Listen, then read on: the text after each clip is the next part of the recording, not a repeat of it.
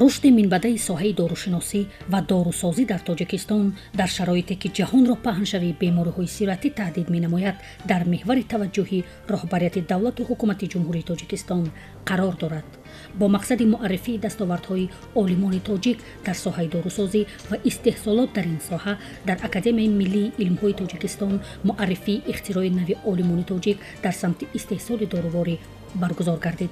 дар кори ин чорабинӣ муовини сарвазири ҷумҳурии тоҷикистон ширин исматуллозода олимон ва коршиносони соҳаи дорушиносӣ ва дорусозӣ аз муассисаҳои илмии академияи миллии илмҳои тоҷикистон, вазорати тандурустии ҷумҳурии тоҷикистон, вазорати саноат ва технологияҳои нави ҷумҳурии тоҷикистон, академияи илмҳои кишоварзии тоҷикистон, донишгоҳи тиббии тоҷикистон ба номи абу али ибни сино ва роҳбарону намояндагони ширкатҳои дорусозии ватанӣ иштирок намуданд.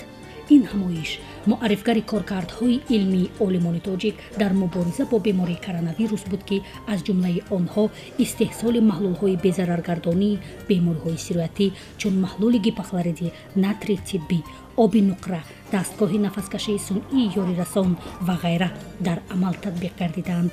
аз он маҳлули гипохлориди натрий дар як шабона рӯз имрӯзҳо то 10 тонна истеҳсол мешавад. дастгоҳи нафаскашии сунъиро ки ихтирои олимони тоҷик мебошад, имконият аст онро бо дигаргуна сохтани дизайн ва ороиши зоҳирӣ барои содирот омода намуд. На сегодняшний день ученые Таджикистана имрӯзҳо олимони тоҷик саҳми беназири худро барои истифодаи захираҳои тиббӣ ки барои омода кардани маводҳои фармасевтикӣ истифода мешаванд мегуфтанд. махсусан барои мо супориш шуд ки дар оғози авҷи бемории сироятӣ омода кардани таҷҳизоти нафасдиҳии сунъӣ, албатта корҳои фаҳмондадиҳӣ рафта истодааст. аз ҳама кори осоне ки дар ҷумҳурӣ анҷом додем ин омода кардани таҷҳизоти нафасдиҳии сунъӣ. мо дар якҷоягӣ тавонистем ки бо воситаи таҷҳизотҳои нафасдиҳии сунъӣ кормандони соҳаи тиб бар зидди ин беморӣ мубориза барем. возможности технической базы спроектировали, изготовили этот аппарат. олимони академияи миллии илмҳо тӯли солҳои охир оид ба омӯзиши гиёҳҳои шифобахш атласи гиёҳҳои шифобахши ҷумҳурии тоҷикистонро таҳия ва ба чоп омода намуданд ки дар он оид ба хосиятҳои фармакологӣ ва имкониятҳои дар саноати дорусозӣ истифодаи 200 намуди гиёҳҳо маълумот гирд оварда шудааст. олимони институти ботаника, физиология ва генетикаи растании академияи миллии илмҳо дар натиҷаи омӯзиши хосиятҳои шифобахшии растании камоли тоҷикон собит намуданд ки шира ва решаи ин растаниро ҳамчун маводи фаъоли биологӣ барои қавӣ гардонидани масъунияти бадан истифода бурдан мумкин аст. пеш аз ҳама имконияти аз камоли тоҷикон барои мондани иловаҳои фаъоли биологӣ имконият мавҷуд аст ки масалан онҳо метавонанд масъунияти баданро қавӣ гардонанд, инчунин кори фаъолияти узвҳои ҳозимаро ба эътидол дароранд, мӯътадил гардонанд. ҳамчунин аз худи шираи камол доруҳои ё ки маводи фаъоли биологӣ истеҳсол кардан мумкин аст ки онҳо ҳамчун воситаи равонидани санги гурда метавонанд истифода бурда шаванд ва албатта дар оянда ин захираҳо бояд хеле самаранок истифода бурда шаванд. мо метавонем ки истеҳсоли баъзи гоҳ ҳам кишт, парвариш ва коркарди онҳо, яъне субстансияи аввалин дараҷаи ин гиёҳҳоро мо дар худи Тоҷикистон бояд истеҳсол кунем. Субстансие ки мо дорем, баъд метавонем ки аз ин субстансияҳо мо метавонем дигар доруҳоро истеҳсол кунем. меги ширинбия дар тамоми дар 2500 таркиби доруҳое ки дар ҷаҳон истеҳсол мешавад ворид дохил ҳаст. ширини худи ширинбия 30 маротиба аз қанд зиёдтар аст.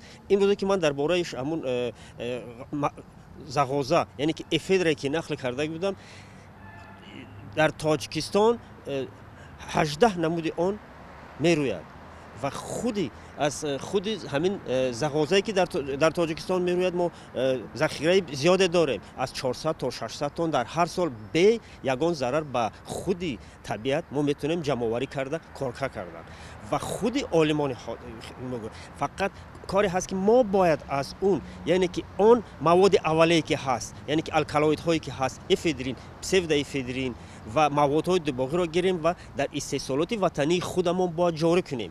ما آموختیم از که در همین خامه‌ای که در تاجیکستان میروید زیاده از 30 نامگو دارویی که ما میبینیم که در فروش داروخانه‌های وطنی ما هست، لیکن همین یعنی که همین اشیاء خام رو ما داریم، لیکن سوبستانس یعنی که مواد اول این دارو رو ما از کشور هندوستان و خطاب به جمهوری خود وارد میکنیم و ما میخواهیم که در یک جایگی با عالمان که در ساحه بوتانیک هستند، شیمی هستند، فیزیک هستند، داروشناسان، داروسازکنان باید سرجم باید ما کار کنیم و استحصال وطنی خودمون ما را دستگیری کنیم و رو رونق باید. айни замон олимон дар ҳамкорӣ бо муассисаи давлатии пажӯҳишгоҳи гастроэнтерология як қатор иловаҳои фаъоли биологӣ аз қабили камолин, мукафер, седармон, марҳамҳои проктоферол, ҳерболит ва ҳербитолро таҳия намуданд ки ба роҳ мондани истеҳсоли онҳо дар саноати дорусозии ватанӣ метавонад ҳамчун маводи воридоти ивазкунанда ҷои баъзе иловаҳои фаъоли биологиро ки аз хориҷи кишвар ворид мешаванд иваз намояд. инчунин аз растани яфшон ё ба ибораи дигар ҷорубак маводи фаъоли биологӣ дар шакли маҳлул ва қиём пешниҳод гардид ки хусусияти зидди бактериявӣ ва зидди вирусӣ дорад.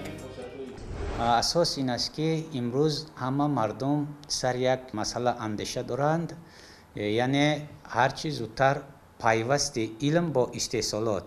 хуб ончуноне ки шумо шоҳид будед ва дидед ки академияи илмҳо дар самти дорусозӣ ба чӣ қадар дастовардҳои бузург ноил гардидааст ва ҳамзамон дар назди институти зоология ва паразитологияи академияи миллии илмҳои тоҷикистон ҳанӯз аз соли 2017 як морхона таъсис дода шуд ва ҳадафи ин морхона яъне серпентария аз он иборат буд ки яъне ду намуди мори заҳрноке ки заҳри онҳо ба таври васеъ дар истеҳсолот истифода бурда мешавад, ҳадаф аз омӯзиши вояҳои ғизоии ин морҳо ва вобастагии таркиби заҳри морҳо аз вояҳои ғизоӣ. ва масъалаи дигар ин буд ки яъне морҳо дар шароити сунъӣ парвариш карда мешаванд, оё онҳо дар шароити сунъӣ афзоиш карда метавонанд ё не. این مسئله آموخته شد. اگر ها یعنی افزایش کرده میتوانند، پس آنها در آن اریالی که شماره آنها رو به نستی نهاده است، شماره آنها دوم باره باید در طبیعت برقرار کرده شود. پهلوی دیگری که امروز بیشتر به مسئله داروواری بخشیده شده بود، همین دو نمود ماری که در اینستیتوت در سرپنتاریا اینستیتوت پرورش کرده میشد، یعنی کبرای آسیای میانگی و گیورزه هستند. زهر آنها در استحصالات به طور وسیع استفاده برده میشد. اصلا در کشورهای اروپایی امروز در خود تاجیکستان هم از آن جمله یک مز یا مالش های میگن که استفاده برده میشد به طور وسیع، نیاتاکس میگن. این برای به درد کنی هست اصلا و ترکیب همین کرم از زهر ماری کبرای آسیای میانگی عبارت است که شما البته میدونید که چقدر وای برای سلامتی درمان بخش است. از طرف دیگر زهر مار گورزه در طب به طور وسیع استفاده می شود. از وی داروواری های تیار می کنند که هنگام جراحی از وی داروواری تیار می کنند که برای لختشوی هرچی تیزتر لختشوی خون به طور وسیع استفاده برده می شود. من کارمند علمی انستیتوت گاسترونتولوژی پژوهشگاه گاسترونولوژی و دولت تندرستی مؤلفی 4 تا مواد فعال بیولوژیکی مثل حاضر پیشنهاد شدم. 3 درمان اوید با خاصیت‌های آنتی ویروسی داشته، مسئولیت بدن رو بلند می‌کند و خاصیت‌های ضد ویروسی دارد. کامولیت برای کسل‌های قند، برای رواندن خونگی روده و معده، برای عصب دوایی میباشد. با بغیر از این ما پیشنهاد کردیم هربولیت برای رواندن سنگ گرده که از ایرغای تیار کرده شده است. بغیر از این 4 مواد با 2 مواد دیگه محلم برای بوبوسیل و خنکی گرده و راههای پیشابرون پیشنهاد کردیم که در آموزش قرار دارن و روزهای نزدیک در استحصالات خواهیم جاری کرد و آینده ما از همین شیره کمال دیده 7-8 نمود موادهای غذایی پیشنهاد غذایی و آنتیسپتیکی پیشنهاد کردیم. میتونیم که بسیار داروهایی که مقابل ویروس هستن مقابل باکتری هستن استحصال و براهم. аз ҷониби маркази инноватсионии биология ва тибби академияи миллии илмҳо ва муассисаи давлатии пажӯҳишгоҳи гастроэнтерология оид ба нушобаи коркардшудаи гулоби ирам маълумот дода шуд. зикр гардид ки нушобаи гулоби ирам аз навъи садбарги димишқӣ ҳосил шуда дар таркибаш маводи фаъоли биологӣ мавҷуд мебошад. он асабро таскин бахшида фаъолияти узвҳои ҳозимаро ба эътидол меоварад ва масъулияти баданро қавӣ мегардонад. барои бароҳ мондани истеҳсоли саноати ин нушоба зарур аст ки ширкатҳои ватанӣ бо олимон ҳамкории судмандро ба роҳ монанд. дар солҳои охир парвариши як намуди садбарги димишқӣ ба роҳ монда шудааст ва ин навъи садбарг аз ин навъи садбарг гулоб тайёр карда мешавад. гулоб ки хеле аз замонҳои қадим машҳур аст ва алҳол дар ин маркази инноватсиони биология ва тиб истеҳсоли ана ҳамин гулоб ба роҳ монда шудааст ки ҳамчун воситаи маводи ки масъунияти баданро қавӣ мегардонад истифода бурда мешавад. илова бар ин гулоб ки дар ин марказ истеҳсол карда мешавад ва бо номи гулоби ирам номгузорӣ карда шудааст барои таскин бахшидани асаб, барои мӯътадил гардондани фаъолияти ҳозима хеле муфид мебошад ва албатта ин нушоба аст ё нушокӣ аст ки онро метавон ҳамчун маводи фаъоли биологӣ истифода бурд ва барои васеъ бароҳ мондани албатта ин гулоб яъне гулоби ирам дар оянда мо ният дорем ки ба ширкатҳои ватанӣ ҳамкорӣ намоем ва истеҳсоли саноатӣ ин маводи фаъоли биологиро ба роҳ монем. аз ҷониби муассисаи давлатии пажӯҳишгоҳи гастроэнтерология ҳамчунин дар натиҷаи омӯзиши хосиятҳои прополис ва элементи рӯҳ маводи дорувории просинг пешниҳод гардид ки хосияти зидди вирусӣ дошта барои муолиҷаи бемориҳои музмини ҷигар ё худ гепатити б ва с пешбинӣ гардидааст. зарурият аз он бармеояд ки имрӯз дар мубориза ба бемориҳои сирояткунанда хусусан бемории коронавируси COVID-19 яке аз воситаҳои хеле самарабахш ин таҳия намудани коркард намудани он доруворие мебошад ки онҳо масъунияти баданро қавӣ мегардонанд. аз ин нуқтаи назар тоҷикистон дорои хеле захираҳои бои гиёҳҳои шифобахш ба ҳисоб меравад. имрӯз масалан аз рӯи он рӯйхате ки мо дар даст дорем ва дар институти ботаника физиология ва генетикаи растании академияи миллии илмҳо таҳия гардидааст беш аз 2500 гиёҳҳои шифобахш дар тоҷикистон мерӯянд ва истифодаи хеле оқилона ва самараноки ин гиёҳҳо имконият медиҳанд ки дар оянда дар тоҷикистон саноати дорусозӣ рушд кунад. талабот ба доруи хушсифат доруи ки дар ҳақиқат барои бемориҳои гуногун хеле самаранок истифода бурда мешаванд.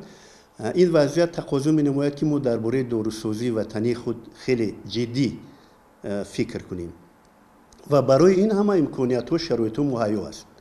қабл аз ҳама барои дорусозӣ ин ашёи хуми ватанӣ зарур аст ва чунин ашёи хум мавҷуд аст. дар машварат аз олимон мутахассисон ва ширкатҳои дорусозӣ даъват ба амал оварда шуд ки нерӯи худро барои рушди саноати дорусозии ватанӣ бештар равона намуда ҳамкории муштараки судмандро ба роҳ монанд. инчунин таъкид гардид ки айни замон зарурати таъсис додани институти дорушиносӣ ва дорусозӣ дар ҷумҳурии тоҷикистон ба миён омадааст. дар ин олимони соҳаи физика, химия, техника, технология, олимони соҳаи тиб, дорусоз, дорушинос ва дигар мутахассисоне ки буданд дар якҷоягӣ фаъолият испода ба роҳ монданд. масъалаи дигар албатта масъалаи интродуксияи растаниҳои шифобахш мебошад. зеро ки захираҳои табиӣ аз он ҷумла захираҳои табиии гиёҳҳои шифобахш беохир нестанд ва мо дар оянда ният дорем ки дар шароити сунъӣ яъне дар плантатсияҳои сунъӣ گیاهای شفابخش پرورش کرده شوند، ذخیره‌های سنئی آنها به وجود آورده شوند و در آینده برای استحصال صنعت دارویی مورد استفاده قرار گیرند. пешниҳод гардид ки имконият аст барои рушди ояндаи саноати дорусозӣ дар ҷумҳурии тоҷикистон ба санадҳои меъёрию ҳуқуқӣ танзимкунандаи ин соҳа тағйиру иловаҳо ворид карда шавад. дар ин самт дар қонуни ҷумҳурии тоҷикистон дар бораи фаъолияти фармасевтӣ ворид намудани тағйиру иловаҳо аз ҷумлаи онҳо мебошад. дар тавзеҳоти қонуни мазкур иловаҳои фаъоли биологӣ аз маводи доруворӣ ҷудо карда шаванд ва ворид намудани чунин тағйирот имконият медиҳад ки раванди ба истеҳсолот ҷорӣ намудани иловаҳои фаъоли биологӣ тезонида шавад. дар асоси анавин баҳсу мунозираҳо мо як кашфиёти бузурге пешниҳод кардем. чиқари инҷо гуфтам ин бемории COVID-19 бемории сунъӣ аст гуфтам, ё ин ки гуфтам ки бемории COVID-19 як умр бо мо мемонад. ин бояд кашф шавад. این در دست خود شما عالمان است، دانشمندان محترم، عالمان جوان، این در دست شما است. ما باید خلاصه برآورده نمی‌توانیم. بالای این کار کردن از این پیشنهادها ما باید استفاده کنیم. از این کشفیات‌ها ما باید استفاده کنیم. воқеан тақвияти коркарди рустаниҳои шифобахш ва рушди саноати дорусозӣ дар ин баробар яке аз самтҳое мебошад ки иқтисоди кишварро метавонад боз ҳам баланд бардорад ва аз табиати тоҷикистон чун биҳишти воқеии рӯи олам дар табобату пешгирии ин ва дигар бемориҳо самаранок истифода бурда шавад.